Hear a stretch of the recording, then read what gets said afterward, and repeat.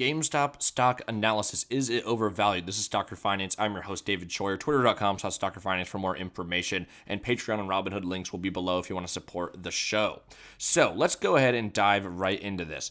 Gaming the system. How GameStop stock has surged 1,500% in 9 months. That is wild. If we just go ahead and look at the past 6 months, it's up 922%. The past month, GameStop stock is up 153%. The past 5 days, up 97%. And just today alone, it's up over 10%. The stock has been going just stratospheric lately, and that's largely due to new board members as well as just a massive short squeeze. The market cap is currently $2.75 billion. It's up from a 52-week low of, get this, $2.57. That's a dividend yield, actually a pretty good dividend yield of 3.86% and a 52-week high of $45.52.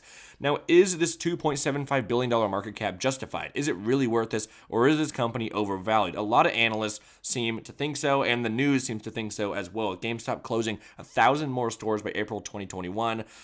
Citron says the stock will go back down to $20. The Motley Fool, an article coming out saying it surged 100% in 2 days, but that won't last. There's been a lot of articles, a lot of analysts downgrading the stock, especially a lot of banks going at it. If we go ahead and look at the net loss right now, it is losing money. However, that net loss did decrease quarter over quarter, but we are seeing net sales decrease as well. So it's looking a little grim so far for GameStop. But again, we just want to know if this market cap is justified or not. Is it really a $3 billion company, or is it worth significantly less than that? Or is there a chance that it's actually worth more than that, and this company might have a great long-term future ahead of it? Or is this just a very short-term, stock price surge due to a short squeeze and new board members, etc., which might, if you look at the underlying business, that might not mean very much for the stock itself, and that might not be a very good sign for investors as well. So again, it is losing money. The net loss as of October 31st, 2020 was $295.8 million. That is down from November 2nd as of 2019, so the previous year, which was $491 million. So they're still losing money. Definitely not great here. If we're going to move on to assets, their current assets, or I should say, I'll just move on to total assets. Their total assets have decreased as well. They've gone down to $2.6 billion, with total liabilities increasing, or actually slightly decreasing, my bad, misspoke there, to $2.2 billion as well, with a total stockholders' equity of $300 million, which has been decreasing. And if we go ahead and look at these numbers on a more long-term scope here, and this is through macrotrends.com, definitely check out that website. It's great for compiling financial data, especially over long time frames. If we look at the quarterly revenue of GameStop over the past quarters here, and you can look at the annual revenue as well, you can see that it is decreasing. The quarterly revenue has fluctuated quite a bit over the past years, but even from the 2017, that quarter there, 0731, it's decreased significantly, about $600 million. It's up slightly from the previous quarter, but slightly down from the quarter before that, down from the quarter before that significantly. A lot of that is due to the coronavirus.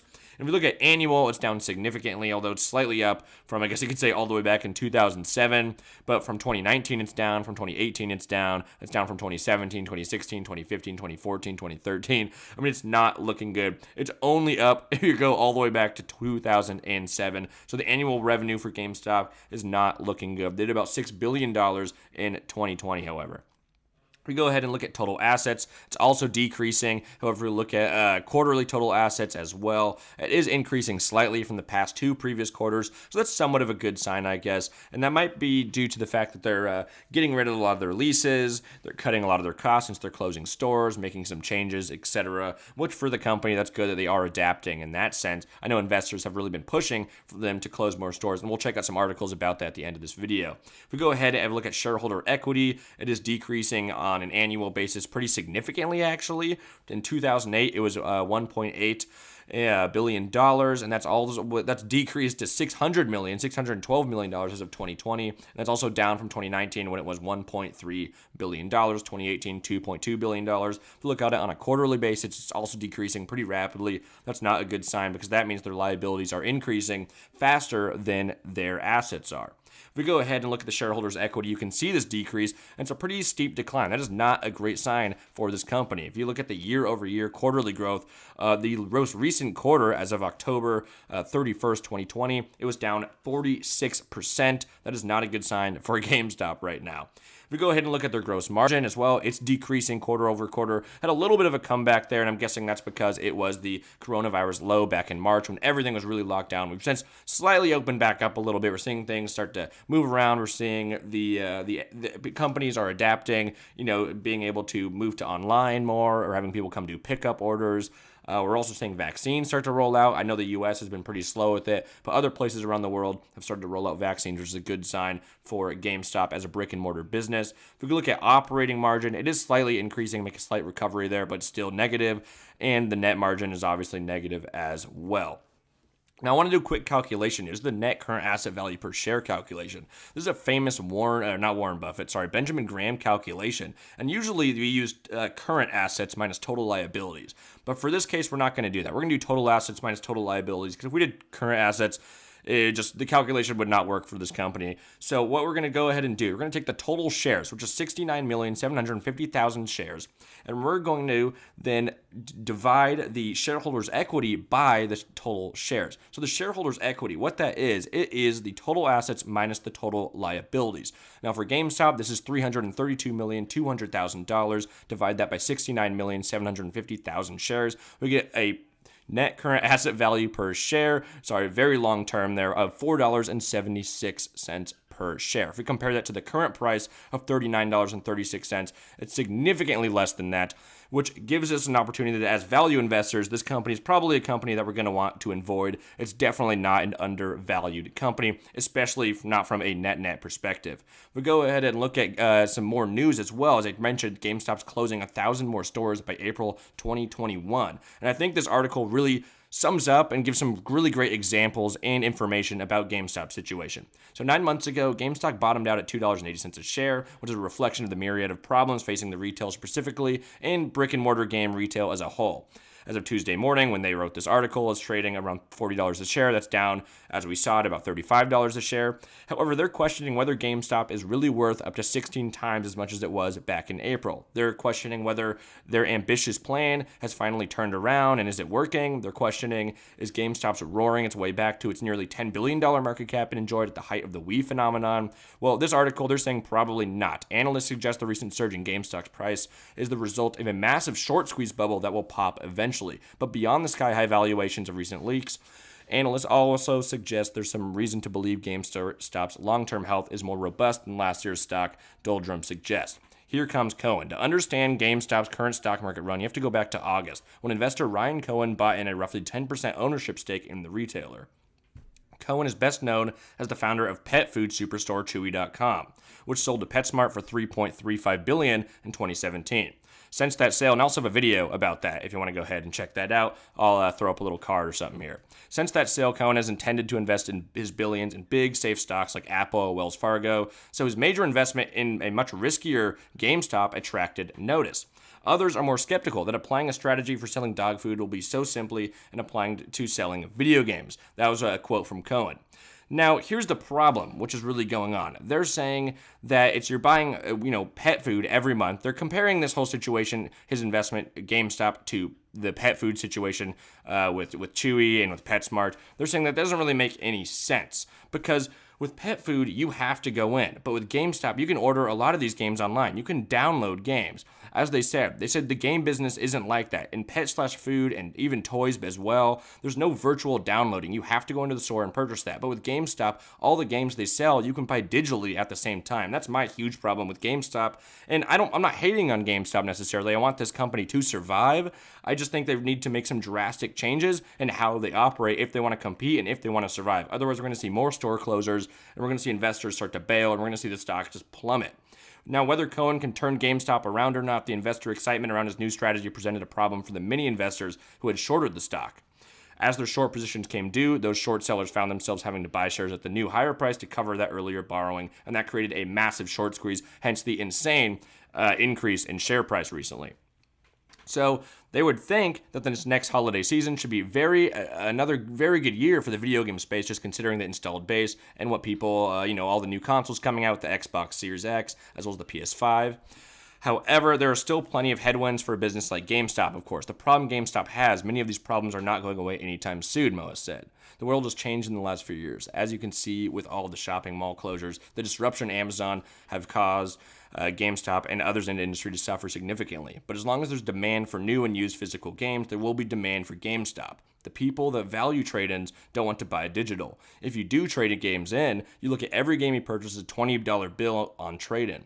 People think that way, so they're going to keep buying physical. Those who care to trade them in, because there's no value there. There's not going to give away that value. So I thought that was a really interesting take on the company. Here's another article. This is about GameStop's current investors versus the CEOs. They said that this aligns with a report about a divide between investors and GameStop management we reported back on in November, where investors called for a closing of any store seen as underperforming, which completely makes sense. If a store is losing money, shut it down. It could be in a bad location, it could have bad management, whatever's going on there, it's losing money, we're going to shut it down and cut that loss.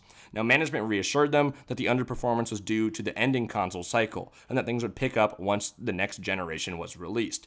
That just seemed kind of like an excuse to me. I think if a store is really suffering and you're going to rely on a console release every, 10 years or something, then you're really relying on another company to keep your company afloat, and I don't want to see that as an investor.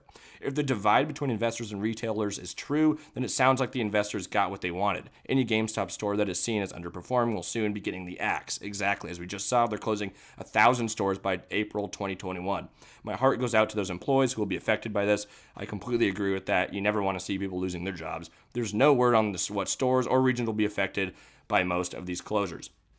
They say it's too early to make the claim that GameStop is officially dead. And I'm going to talk about this a little bit at the end of the video as well, because I don't think GameStop necessarily is dead. They might end up dying if they continue on the direction that they're going right now, losing money. They're increasing liabilities, which are increasing faster than their total assets, which means there's a decreasing shareholders' equity, which is not good for investors as well. The massive short squeeze that completely blew the stock up. I think, if investors start profit taking and bailing out, we're going to see the stock collapse as well. It's going to cause a lot of stress with management at the top, especially on the executive level. We could see definitely some execs start to leave again or something like that, take their money and go. Who knows what's going to happen there, but I think there could be a lot of problems. I think what they really have to do, and we'll talk about this at the end, is make some serious changes. And I'm going to talk about I'm going to suggest, some changes that GameStop might want to make in order to potentially have a comeback. Now, as of October 31st, GameStop has closed 462 stores this year. It's a massive increase from the 321 closed the year before. That's a total of over 783 stores closed in the last 2 years.